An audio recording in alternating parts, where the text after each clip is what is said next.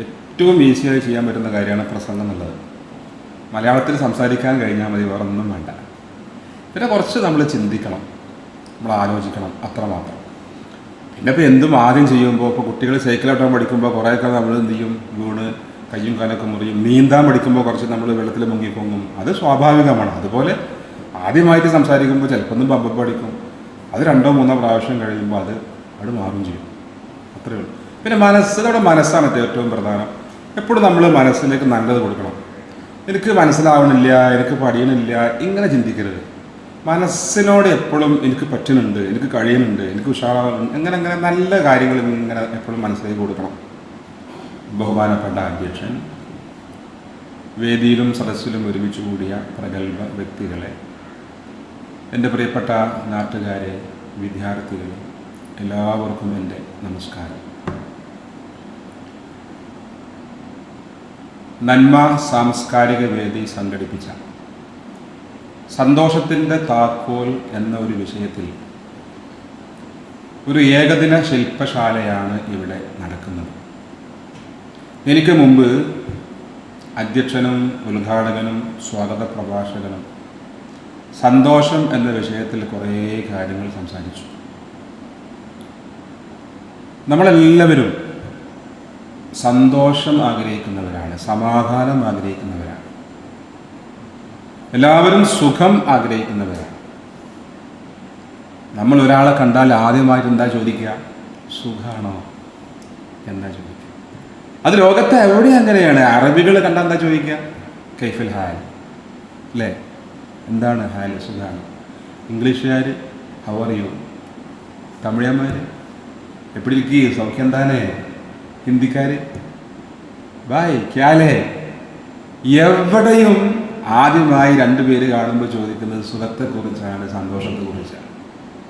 അതുകൊണ്ട് തന്നെ ഏറ്റവും പ്രധാനപ്പെട്ട ഒരു വിഷയമാണ് സന്തോഷം, സന്തോഷത്തിൻ്റെ താക്കോൽ. ഈ താക്കോൽ എവിടെയാണ്? ഈ താക്കോലൊന്ന് കിട്ടിയാൽ വളരെ സുഖമായിരുന്നു, വേഗം പോയിട്ട് ആ പൂട്ട് തുറന്നാൽ മതി. പക്ഷേ ആ താക്കോൽ എവിടെയാണ്? അത് കണ്ടെത്തലാണ് നമ്മുടെ ബാധ്യത. അതിനാണ് നാം പരിശ്രമിക്കേണ്ടത്. ഒരുപാട് ആളുകൾ ദുഃഖിതരാണ്, പ്രത്യേകിച്ച് നമ്മുടെ മലയാളികൾ. ഒന്ന് പുഞ്ചിരിക്കാൻ മടിയുള്ളവരാണ്. എന്നാൽ ഈ അറബികളൊക്കെ നോക്കുമ്പോൾ നിങ്ങൾ, ഞാൻ കുറച്ചു കാലം ഗൾഫിലായിരുന്നു, നമ്മളാണ് ചെന്ന് കഴിഞ്ഞാൽ നമ്മുടെ കഫീലായിരിക്കാം, അർബാബായിരിക്കാം, വളരെ പുഞ്ചിരിച്ചുകൊണ്ട് ഹലോ ഫൈസൽ, കെഫ് ഹാൽ, കെഫ് ബാബ, എന്താ ക്വേസ് എന്നൊക്കെ പറഞ്ഞ് അവർ കെട്ടിപ്പിടിക്കും. ഒരു പ്രാവശ്യം ഞാൻ ഗൾഫിൽ, എൻ്റെ ഒരു അർബാബ് ഒരു പ്രാവശ്യം ഒരു ആഘോഷ സമയത്താണ്, കെട്ടിപ്പിടിക്കൽ മാത്രമല്ല, ഈ ഇവിടെ മുത്തം വെക്കുന്നു, ഇവിടെ മുത്തം വെക്കുന്നു. ഞാൻ ആലോചിച്ചു പോയി, എൻ്റെ ഉമ്മ പോലും പിന്നെ എങ്ങനെ കിസ് ചെയ്യാറില്ല. അത്രമാത്രം ആ അറബി കെട്ടിപ്പിടിച്ചിട്ട് കവിളത്ത് മുത്തം തരികയാണ്. അത് സന്തോഷത്തിൻ്റെ ഒരു അടയാളമാണ്, അല്ലേ? നമ്മളെ മക്കളെ പോലും ഒന്ന് കെട്ടിപ്പിടിക്കാറുണ്ടോ? പരീക്ഷയിൽ മക്കൾ മാർക്കൊക്കെ വാങ്ങിയിട്ട് വരാറുണ്ട്, 50-ൽ 45-ൽ 40 ഒന്ന് കൈ കൊടുക്കാറുണ്ടോ? നമ്മൾ ഒന്ന് പുഞ്ചിരിക്കാറുണ്ടോ? ഒന്ന് കെട്ടിപ്പിടിക്കാറുണ്ടോ? ഇല്ല. പിന്നെ എങ്ങനെയാണ് നമുക്ക് സന്തോഷം ഉണ്ടാവും? വലിയ കാര്യങ്ങളൊന്നും വേണ്ട, ചെറിയ കാര്യങ്ങളിൽ തന്നെ സന്തോഷിക്കാൻ നമുക്ക് പറ്റണം. 40 വയസ്സാകുമ്പോഴേക്കും ചില ആളുകൾ 80 വയസ്സായ ആളുകളെ പോലെ വൃദ്ധരാകാറുണ്ട്. 4 കാര്യം നമുക്കുണ്ടോ, നമ്മൾ വേഗം വയസ്സന്മാരാകും. 4 കാര്യം നമുക്കുണ്ടെങ്കിൽ നമ്മൾ വേഗം വയസ്സന്മാരാകും. 1, പുഞ്ചിരിക്കാതിരുന്നാൽ നമുക്ക് പ്രായം തോന്നിക്കും. പുഞ്ചിരിക്കാത്തവർ, കാരണം മുഖത്ത് ഈ പേശികളൊന്നും ചലിക്കാതെ ചുക്കിച്ചുളിഞ്ഞ് ഒരു വൃദ്ധനെ പോലെ ഉണ്ടാകും. 1ാമത്തെ കാര്യം അതാണ്, പുഞ്ചിരിക്കാത്തവർ. 2ാമത്തത് വ്യായാമം ചെയ്യാത്തവരാണ്. തീരെ നടക്കൂല, അല്ലെങ്കിൽ എന്തെങ്കിലുമൊക്കെ വ്യായാമം നമുക്ക് ചെയ്യാൻ പറ്റുന്ന ചെറിയ എക്സസൈസ് ഉണ്ട്, അതൊന്നും ചെയ്യൂല. 3ാമത്തെ വിഭാഗം ഭക്ഷണ കാര്യത്തിൽ തീരെ ശ്രദ്ധിക്കാത്തവർ. ഒന്നുകിൽ കൃത്യമായി ഭക്ഷണം കഴിക്കൂല, അല്ലെങ്കിൽ എന്തെങ്കിലുമൊക്കെ വാരി വലിച്ച് കഴിക്കുക, പഞ്ചസാര, മറ്റ് അരിഭക്ഷണം, അങ്ങനെ എന്താണോ നമുക്ക് ഉപേക്ഷിക്കേണ്ടത് അതൊന്നും ശ്രദ്ധിക്കാതെ അശ്രദ്ധരായി ഭക്ഷണം, അല്ലെങ്കിൽ ഒരുപാട് വൈകി കഴിക്കുക, അല്ലെങ്കിൽ ബ്രേക്ക്ഫാസ്റ്റ്, രാവിലത്തെ ഭക്ഷണം, പ്രഭാത ഭക്ഷണം, അതിന് പ്രാധാന്യം കൊടുക്കാതിരിക്കുക. അങ്ങനെ ഭക്ഷണ കാര്യത്തിൽ തീരെ ശ്രദ്ധിക്കാത്ത ആളുകൾ. 4ാമത്തെ വിഭാഗം എപ്പോഴും ഇങ്ങനെ ടെൻഷനും പരാതിയും ദുഃഖമൊക്കെ ആയിട്ട് നടക്കുന്ന ആളുകൾ. ഈ 4 വിഭാഗത്തിൽ നമ്മൾ പെടുന്നുണ്ടോ എന്ന് ആലോചിക്കാൻ നമുക്ക് വേഗം വയസ്സാവും, വേഗം നമ്മൾ പ്രായമുള്ളവരെ പോലെയാവും. എന്നാൽ എപ്പോഴും പുഞ്ചിരിക്കുന്ന ആളുകൾ,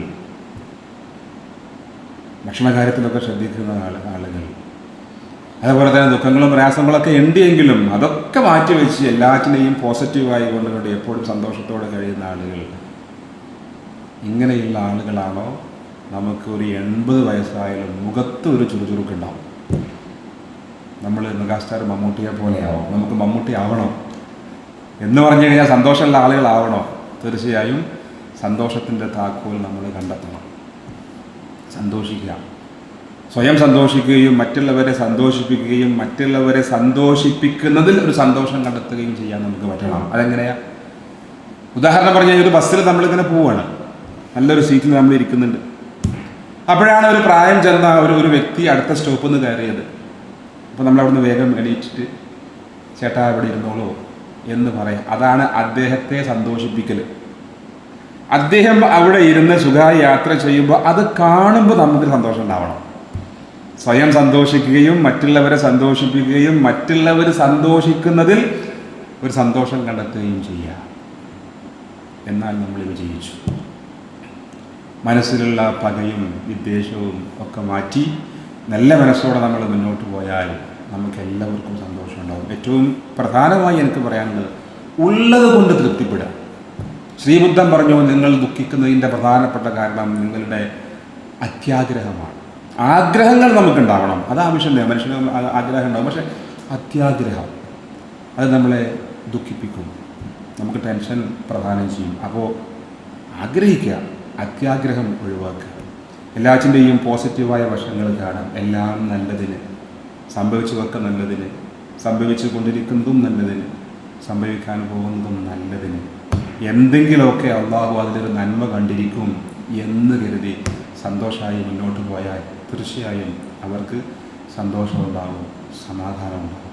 എല്ലാവർക്കും സുഖവും സന്തോഷവും സമാധാനവും നേർന്നുകൊണ്ട് ഇത്രയും സമയം എൻ്റെ വാക്കുകൾ ശ്രമിച്ച നിങ്ങൾക്ക് എല്ലാവർക്കും എൻ്റെ ഹൃദയത്തിൻ്റെ ഭാഷയിൽ എൻ്റെ സ്നേഹവും നന്ദിയും അറിയിച്ചുകൊണ്ട് ഈ പരിപാടിക്ക് എല്ലാവിധ ആശംസകളും നേർന്നുകൊണ്ട് എൻ്റെ വാക്കുകൾ ഞാൻ ഉപസംഹരിക്കുന്നു. എല്ലാവർക്കും നന്ദി, നമസ്കാരം. ഇപ്പോൾ ഇതൊരു ആശംസ പ്രസംഗമായിരുന്നു. ഞാൻ ആമുഖം പറഞ്ഞോ വിഷയത്തിലേക്ക് എങ്ങനെ വന്നത് നോക്കിയോ നിങ്ങൾ? ആ പാലം നന്മ സാംസ്കാരിക വേദി സംഘടിപ്പിക്കുന്ന ഒരു പ്രധാനപ്പെട്ട ഒരു സെമിനാറിലാണ്, ഒരു ഏകദിന ശില്പശാലയിലാണ് നമ്മളെല്ലാവരും പങ്കെടുത്തുകൊണ്ടിരിക്കുന്നത്. എനിക്ക് മുമ്പ് സന്തോഷത്തെക്കുറിച്ച് അധ്യക്ഷനും ഉദ്ഘാടകനൊക്കെ ഇവിടെ സംസാരിച്ചു എന്നൊക്കെ പറഞ്ഞാൽ അതിലേക്ക് ഇങ്ങനെ വന്നു. ഞാൻ പതുക്കെ അത് നോക്കിയാ അങ്ങനെ വന്നിട്ട് പിന്നെ ആ വിഷയത്തിൽ ഞാൻ കുറച്ച് കാര്യങ്ങൾ പറഞ്ഞു, എങ്ങനെ സന്തോഷം ഉണ്ടാവാം. അങ്ങനെ പറഞ്ഞ് ആ പരിപാടിക്ക് ഞാൻ എല്ലാവിധ ആശംസകളും നേർന്നു. അവസാനം ഉപസംഹരിച്ചു. ഈ 4 കാര്യം അതിനുണ്ടായി. ഇനി നിങ്ങളും ഇവിടെ വന്നിട്ട് അതേപോലെ സന്തോഷം എന്ന വിഷയത്തിൽ ഒരു ചെറിയ ആശംസ പറയാം.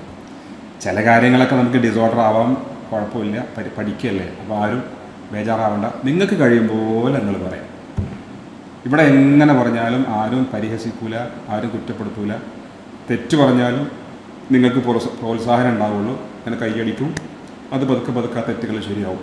അപ്പോൾ എല്ലാവരും റെഡി ആവുക.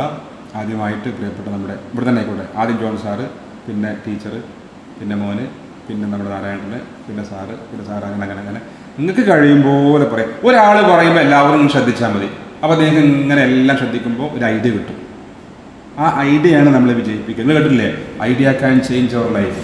ഐഡിയകളാണ് നമ്മുടെ ലൈഫിനെ ചേഞ്ച് ചെയ്യുക. അപ്പോൾ ആ ഒരു ഐഡിയ എങ്ങനെ നോക്കുക. യെസ്, എൻ്റെ ക്ലാപ്പ് കൊടുക്കുക. നമ്മുടെ ജോൺ സാർക്ക് നല്ലൊരു ക്ലാപ്പ്. നന്നായിട്ട്